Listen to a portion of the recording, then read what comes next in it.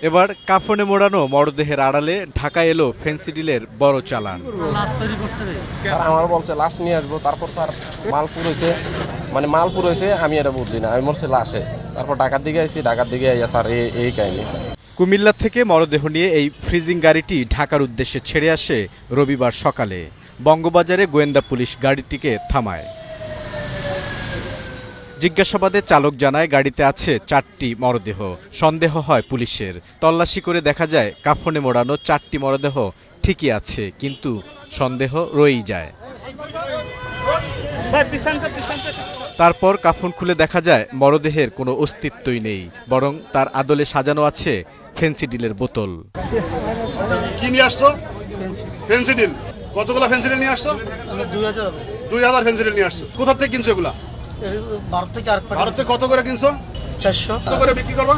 মনে হয় 800 টাকা করে। 800 টাকা করে ঢাকায়। কার কাছে দিবা? এটা দেওয়া সাদ্দামরে দেওয়ার কথা কইছিল। সাদ্দামে দেওয়ার কথা ছিল। কুমিল্লা থেকে এভাবে ফ্রিজিং গাড়িতে করে মরদেহের আড়ালে 2000 বোতল ফেন্সিডিল আনা হচ্ছিল ঢাকায়। স্যার আমার বলছে লাশ নিয়ে আসবো, তারপর তার মালপুর হয়েছে, মানে মালপুর হয়েছে আমি এটা বুঝছি না, আমি মরছি লাশে। তারপর ঢাকার দিকে আইসি, ঢাকার দিকে আইয়া স্যার এই কাহিনী স্যার। কয়টা লাশ কি বলছে? 4টা লাশ বলছিল। কত ভাড়া কত? স্যার 1 লাখ টাকা ভাড়ার কথা বলছিল। তারপর স্যার এখানে আইসে স্যার এই অবস্থা স্যার। পুলিশ বলছে অপরাধীরা তাদের চোখ ফাঁকি দিতে প্রতিনিয়ত কৌশল বদলায়, তবে এটি একেবারে অবিশ্বাস্য।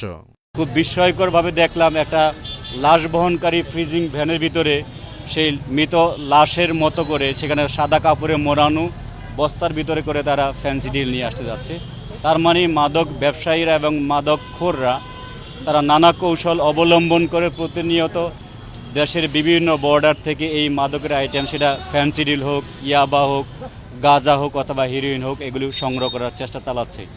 আইনশৃঙ্খলা রক্ষাকারী বাহিনী আমরা নানাভাবে দিনরাত চেষ্টা করি, ম্যানুয়াল তথ্য, ডিজিটাল ইনফরমেশন নিয়ে আমরা চেষ্টা করি তাদেরকে ধরার জন্য।